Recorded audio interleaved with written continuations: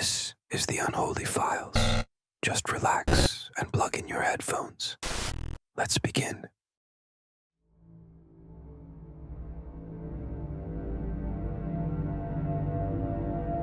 This is not a horror movie. This is real, documented, signed by police, doctors, priests. In 2011, a quiet house in Gary, Indiana became a portal, and what emerged wasn't human. What if I told you the cops ran? What if I told you a child walked up the wall in front of a room full of professionals? This is the Ammons Haunting, or as they called it, the Demon House.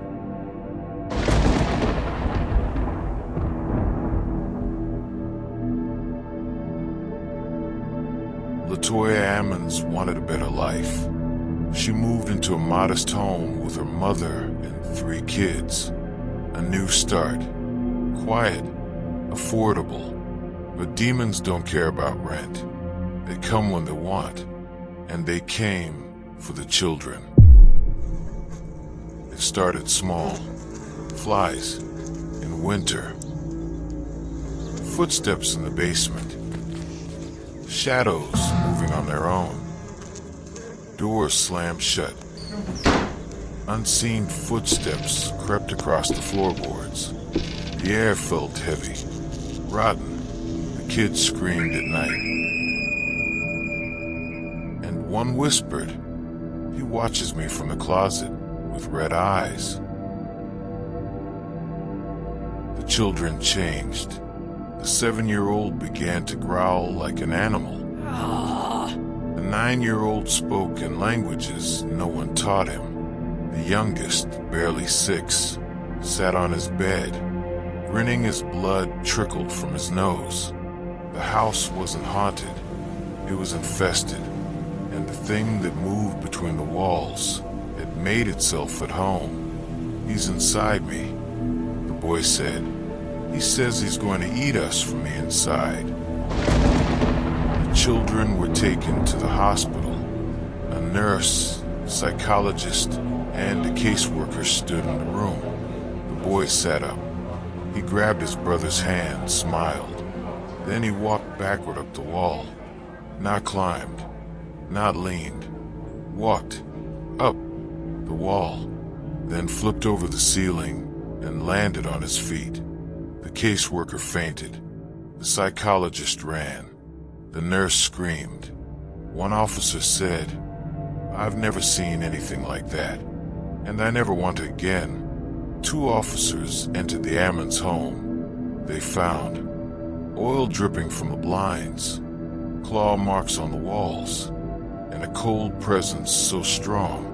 One detective vomited in the driveway. Their audio recorder captured a whisper, "Get out." Another voice layered behind it, "Kill them." The officers left in silence.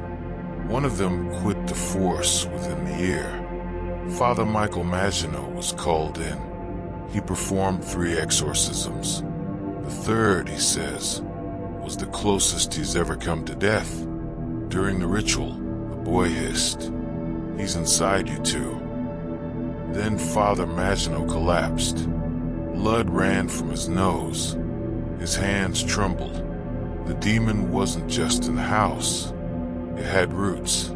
The Ammons family fled. No one stayed long after that. Paranormal investigator Zach Bagans bought the house. He called it the darkest location he had ever filmed in. Then he destroyed it, leveled it to the ground. But some say that wasn't enough. The house wasn't a source, it was a doorway. Multiple witnesses, officers, nurses, clergy, refused to speak on record. Some left the force. One caseworker was institutionalized within months. A retired detective said, "There's something in that house that doesn't want you alive, but doesn't want you dead either. It wants you broken." The demon house was real. The reports are public. The witnesses were credible, so the next time you hear a bump in the night or see something moving just out of frame, remember this. Some houses aren't haunted, they're possessed, and some doors never close.